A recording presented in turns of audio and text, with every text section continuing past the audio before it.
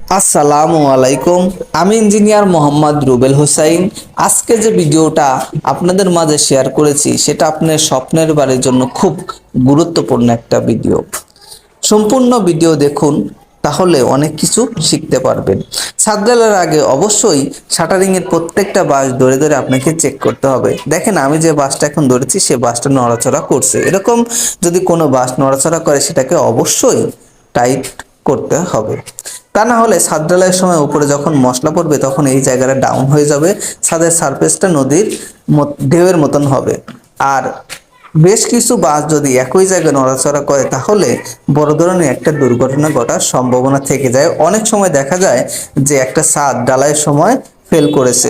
তাই অবশ্যই শাটারিং এর বাঁশগুলো কোনোভাবেই ছাড় দেওয়া যাবে না। শাটারিং এর বাঁশ, প্রত্যেকটা বাঁশ সুন্দরভাবে চেক করতে হবে।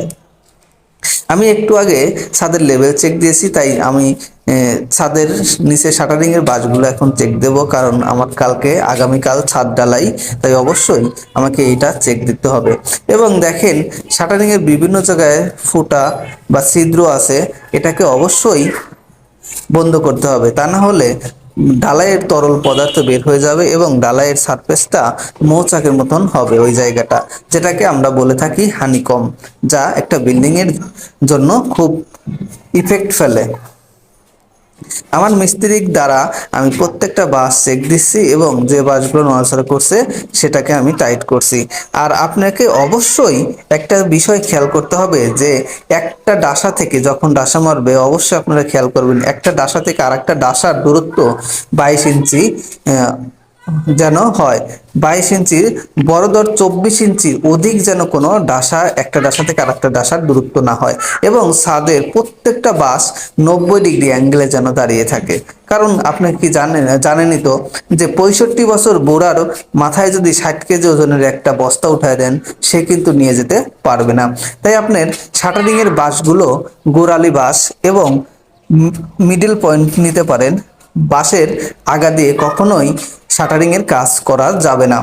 আবার আপনাকে খেয়াল করতে হবে কলামের, আমাদের এখানে দেখেন কলামের এখানে একটা কোবলা হয়েছে, অবশ্যই এই কোবলাগুলো সলে আছে কিনা এবং কোনো ছিদ্র আছে নাকি, এই বিষয়গুলো আপনাকে চেক করতে হবে।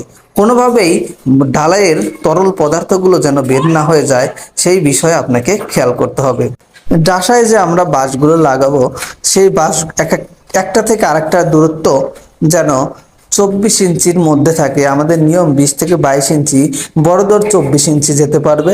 এর অধিক গেলে দেখা যাবে আমাদের ছাদ বা বিমের সারফেসটা সুন্দর আসবে না, একটা নদীর ঢেউয়ের মতন আসবে। তাই অবশ্যই শাটারিং এর সময় আপনাকে এই বিষয়গুলো খেয়াল করতে হবে। আর কলামের কোথাও কোবলা থাকলে সেই কোবলাগুলো অবশ্যই সলে চেক করে নিতে হবে। এবং আমি দেখেন মিস্ত্রি দ্বারা প্রত্যেকটা বাঁশ হাত দিয়ে দিয়ে চেক করাচ্ছি, যে কোনো বাঁশ যদি নড়াচড়া করে তাহলে সেই বাঁশটা টাইট করে দেওয়ার ব্যবস্থা করছি। আপনারা অবশ্যই এইভাবে ছাদ ঢালাইয়ের আগে চেক করে নেবেন বাঁশগুলো।